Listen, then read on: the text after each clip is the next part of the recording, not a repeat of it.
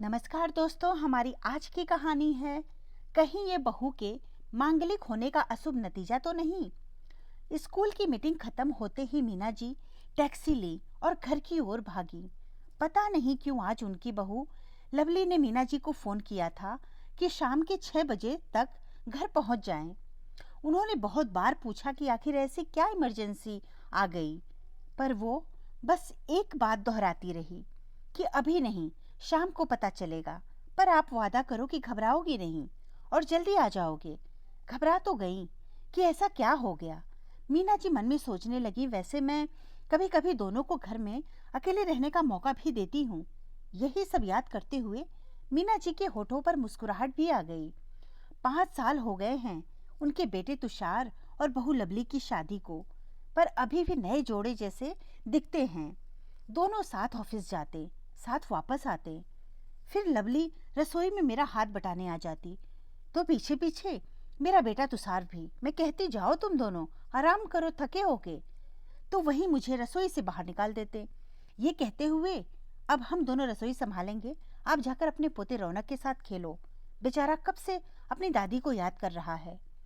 मैं समझती थी सब कुछ, दोनों की गुटर गु में मेरा कोई काम नहीं, सोचकर अपने पोते के पास चली आती, जो मुझे देखते ही मुझसे लिपट जाता।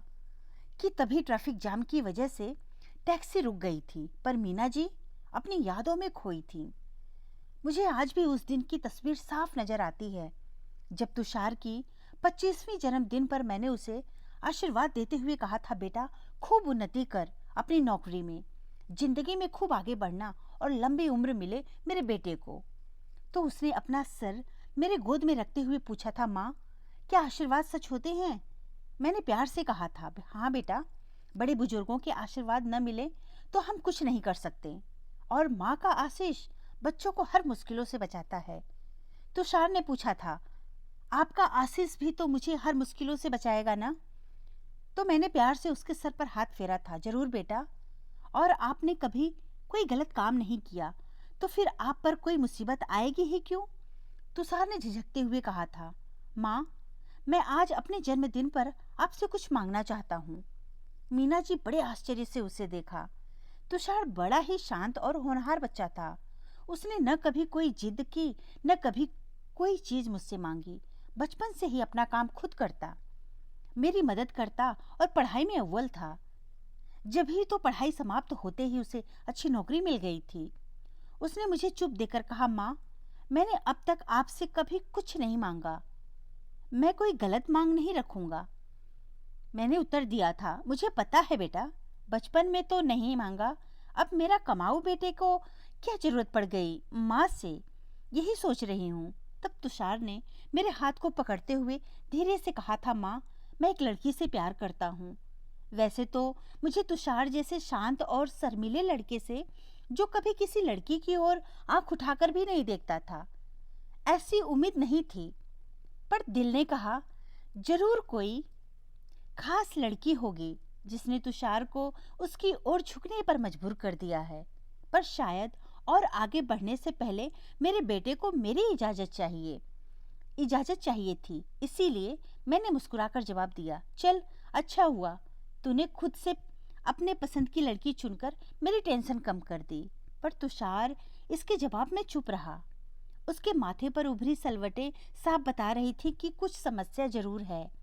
मैं ये सोचकर कांप गई कि कहीं कोई बड़ी प्रॉब्लम ना हो जिससे मेरा बेटा इतना चिंतित है। मैंने उसके हाथों को सहलाते हुए धीरे से पूछा, क्या बात है तुषार? पर उसने जवाब में एक बार मेरी ओर देखा और अपने नाखून कुतरने लगा। इसका मतलब था कोई गंभीर समस्या है। फिर मैंने चिंतित होकर पूछा, तो क्या वो हमारे खानदान से नहीं है? तुषार ने तुरंत जवाब दिया, नहीं माँ, वो हमारे खानदान की है, बहुत खूबसूरत है और होशियार है। कल ही उसका रिजल्ट आया है, फर्स्ट क्लास मिला है बीए में। मैंने आश्वस्त होकर कहा, तो फिर क्या दिक्कत है? उनके घर वाले नहीं मान रहे हैं? मुझे ले चल उनके घर, तो इतनी अच्छी नौकरी करता है, वो क्यों नहीं मानेंगे? तुषार ने सिर हिलाते हुए कहा, नहीं माँ, उसके घर वालों को तो पता भी नहीं इन सब के बारे में। मुझे अब उसकी ये बातों की आंख मिचौली अच्छी नहीं लग रही थी।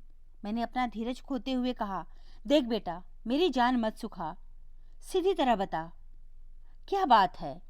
क्या वो लड़की तुझे पसंद नहीं करती? तो तुषार ने तुरंत जवाब दिया, नहीं माँ, हम एक दूसरे को बहुत प्यार करते हैं। और कहते ही शर्म से अपनी गर्दन झुका ली। अब मैं थोड़ी झुझलाकर बोल पड़ी, ये नहीं वो नहीं, बेटा पहेलियां मत बुझा, साफ साफ कह, क्या प्रॉब्लम है? तुषार ने मेरी तरफ देखते हुए कहा, माँ वो मांगलिक है। मैं चुप थी। वो मांगलिक है पर तुषार नहीं, और मांगलिक किसी और से शादी नहीं कर सकते, वरना उनके जीवन साथी के प्राणों को खतरा हो सकता है। पर तुषार उससे प्यार करता है और इन बातों को बिल्कुल नहीं मानता। और मेरी बात कहो तो मुझे खुद पता नहीं मैं इसे मानती हूँ या नहीं, क्योंकि ऐसे हालात कभी बने ही नहीं जो मुझे इस विषय पर सोचने पर मजबूर करे। तुषार मुझे चुप देखकर घबराया हुआ कह रहा था, माँ मैं जानता हूँ आप ये सब नहीं मानती, और मैं लवली के बिना जी नहीं सकता माँ, प्लीज माँ। मैंने अपनी चुप्पी तोड़ी, लेकिन मैं इसमें क्या कर सकती हूँ? बस माँ, आप लवली और उसके घर वालों को बताना कि मैं भी मांगलिक हूँ। मैंने पंडित जी से बात कर ली है, वो मेरी जन्म कुंडली बदल देंगे। क्या लवली को पता है कि तू मांगलिक नहीं है? नहीं माँ, अगर उसे पता चल जाए तो वो मुझसे शादी करेगी ही नहीं। उसी ने कहा है माँ कि अपनी कुंडली पता कराओ। अगर तुम मांगलिक नहीं हुए तो मैं तुमसे शादी नहीं करूंगी, क्योंकि मैं तुम्हारा बुरा कभी नहीं सोच सकती। लेकिन बेटा, वो तो तुझसे प्यार करती है ना? हाँ माँ, इसीलिए तो मेरा कुछ अमंगल हो नहीं वो चाहती है। और आप तो ये सब बातें नहीं मानती है ना माँ? उसकी आंखों में आशा की झलक थी कि मैं उसके हाँ में हाँ कहूंगी, पर मैं बुरी तरह से आशंका के बादल में घिर चुकी थी। हाँ, मैं शायद नहीं मानती, पर ये मेरे इकलौते बेटे की जिंदगी का सवाल था, मैं कैसे उसे दांव पर लगा सकती थी? मैंने बड़ी मुश्किल से कहा, बेटा ये तो हमारे संस्कार हैं। तुषार ने मेरी बात को बीच में ही काट दी, नहीं माँ, ये हमारे संस्कार नहीं, ये तो अंधविश्वास है, आपने ही मुझे सिखाया था ना। बेटा मैं तेरी माँ हूँ, कहने को तो लोग बहुत कुछ कहते सुनते हैं, लेकिन जब बात अपने पर आती है तो हम बहुत कुछ सोचने पर मजबूर हो सोचने पर हो जाते हैं। मैं नहीं जानती हूँ ये सब गलत बातें हैं, पर मैं अपने बेटे को कैसे अपनी मैंने अपनी बात अधूरी छोड़ दी। पर माँ, आप ही तो कहती हैं न कि समाज में बनाए गलत नियम को, रीति रिवाज को तोड़ने की शुरुआत खुद से ही करनी पड़ती है। आपने ही मुझे सरोजनी नायडू की कहानी सुनाई थी कि न कैसे वो जाति प्रथा को गलत साबित करने के लिए खुद ब्राह्मण होते हुए भी उस समय नीची जाति के माने जाने वाले नायडू से शादी की थी। मैं बस इतना ही बोल पाई थी, बेटा मुझे थोड़ा वक्त दे, मैं अभी कुछ भी सोच समझ नहीं पा रही हूँ। एक हफ्ता गुजर गया था, पर मैं कोई निर्णय नहीं ले पाई थी। अगर कोई दूसरी समस्या होती तो शायद मैं अब तक सुलझा लेती, पर यह तो जिंदगी और का सौदा था। आज मैं समझ रही थी कि भले ही हम बड़ी बड़ी बातें करें, आधुनिक बनने का, कुसंस्कारों अंधविश्वासों को त्यागने का, बड़े बड़े भाषण झाड़कर महान बनने का नाटक करें, पर हम तो वहीं अटके हुए हैं जहां हमारी नानी दादी थी। कुछ नहीं बदला था। स्कूल में बच्चों को कितनी ज्ञान भरी बातें सिखाती और खुद वही पुरातन पंथी बनी हुई थी। इसी उधेड़ बुन में मैंने एक हफ्ता निकाल दी। मैं जानती थी मेरे तुषार को मेरे फैसले का इंतजार था। जब भी मैं उसके सामने आती वह बड़ी आस भरी निगाहों से मुझे देखता और मैं व्यस्त होने का बहाना कर निकल जाती।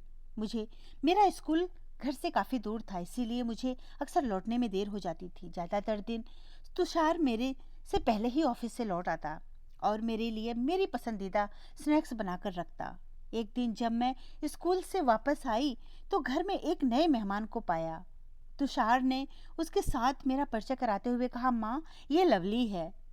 उस प्यारी सी लड़की ने झट से मेरे पाँव छू लिए और बड़ी ही मीठी आवाज में बोली, आंटी आप बैठो, मैं आपके लिए आज चाय और स्नैक्स लाती हूँ। मैं अवाक सी उसे देख रही थी। मुझे गर्व हुआ अपने बेटे के पसंद पर। कितनी खूबसूरत, कितनी सभ्य, कितनी प्यारी। मेरे बेटे को यह परी कहाँ मिल गई?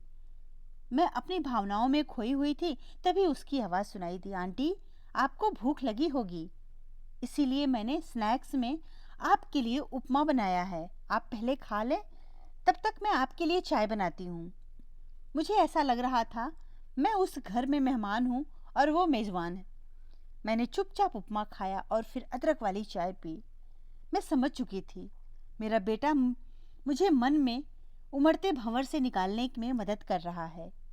उसे अपने पसंद पर पूरा विश्वास है और अपनी माँ के दिल को भी समझता है। इसीलिए लवली को घर लेकर आया है। हम तीनों ने कई घंटों साथ बिताए। उसके बाद मुझे निर्णय लेने में एक क्षण भी नहीं लगे। मेरे बेटे ने जो हीरा चुना था, मैं उसे यूं ही नहीं खो सकती थी। मैंने देखा वो घर जाने की आज्ञा मांग रही थी। मैंने आशीर्वाद देते हुए कहा, तुषार बेटा, इसे घर छोड़ आओ। और लवली बेटा, आपके पापा का नंबर मुझे देना। मुझे अब आपके हाथों की चाय और उपमा रोज चाहिए। तभी ड्राइवर की बातों से मीना जी अपने ख्यालों से लौट आईं।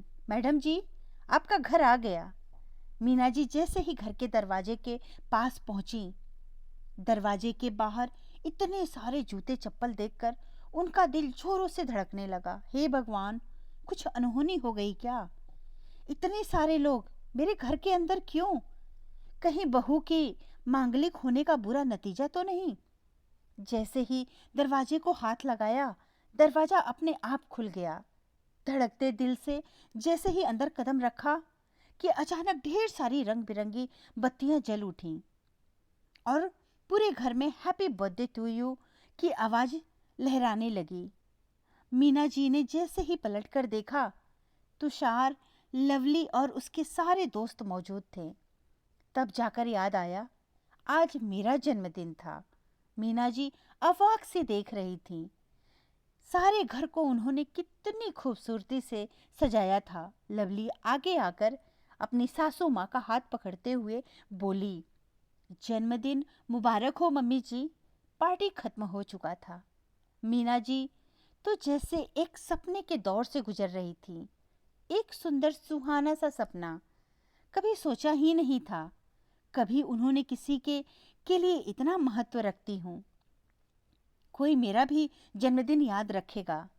तुषार ने बताया, ये सारे इंतजामात लवली ने ही किए हैं। मीना जी दिल में तो बहुत खुश थी, पर झूठ मूठ बहू को डांटते हुए कहा था, क्या जरूरत थी इतनी मेहनत करने की? तब बहू ने बड़े प्यार से कहा, मेरी प्यारी माँ के लिए मैं कुछ भी कर सकती हूँ। आपने मुझे जो उपहार दिया है उसका तो मैं कभी भी मोल नहीं चुका सकती। बस आपके इस शुभ दिन पर मेरी तरफ से आपको ये छोटा सा उपहार। तभी मीना जी ने देखा उसके हाथ में उनकी पसंद की रिस्ट वॉच थी, जिसे खरीदने का जिक्र वो कई दिनों से कर रही थी, पर समय के अभाव के कारण नहीं हो रहा था। उसने मीना जी के हाथ में घड़ी पहनाकर बोली, मम्मी जी, बस यही आशीर्वाद देना हम सब यूं ही हर घड़ी साथ रहें। मीना जी ने उसे गले से लगा लिया और दिल में बस यही ख्याल आया, जिसके शुभ कदम घर आंगन में मंगल ही मंगल करें, वो क्या मांगलिक हो सकती है? शायद हमें मांगलिक का सही अर्थ ही नहीं पता। धन्यवाद दोस्तों। कहानी अच्छी लगी तो लाइक और सब्सक्राइब जरूर करिएगा और कहानी अपने दोस्तों को भी जरूर शेयर करिएगा।